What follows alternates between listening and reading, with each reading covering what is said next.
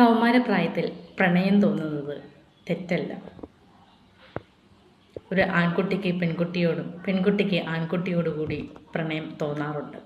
അങ്ങനെ തോന്നിയില്ലെങ്കിൽ മാത്രമാണ് നമ്മളവരെ എന്തോ പോലെ കാണുന്നത്.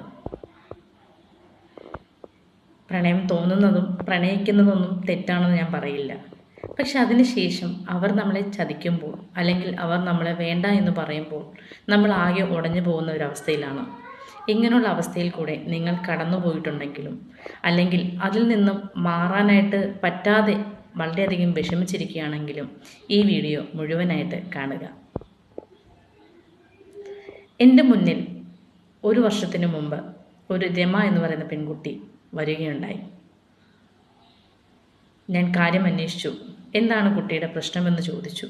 കുട്ടി ഓരോന്നായിട്ട് പറയാൻ തുടങ്ങി. പറയുന്നതിന് മുമ്പ് തന്നെ അവൾ കരയാൻ തുടങ്ങി.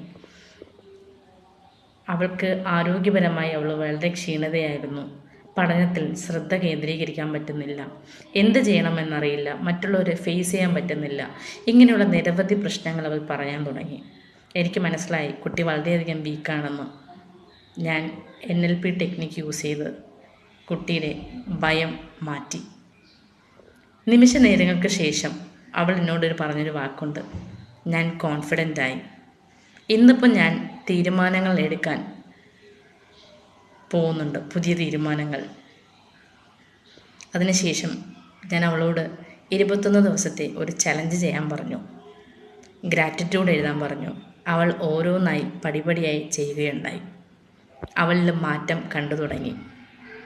അവൾ വളരെയധികം ഹാപ്പിയോടുകൂടി കോളേജിൽ പോകുന്നതും എല്ലാം എനിക്കത് തിരിച്ചറിയാനായിട്ട് പറ്റി.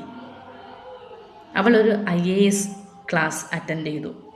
അതിനുശേഷം അവൾ ജീവിതത്തിൽ ഒരു വലിയൊരു തീരുമാനമെടുത്തു. ഞാൻ IAS അല്ലെങ്കിൽ IPS ഗ്രേഡിലുള്ള ജോലി നേടുമെന്ന്.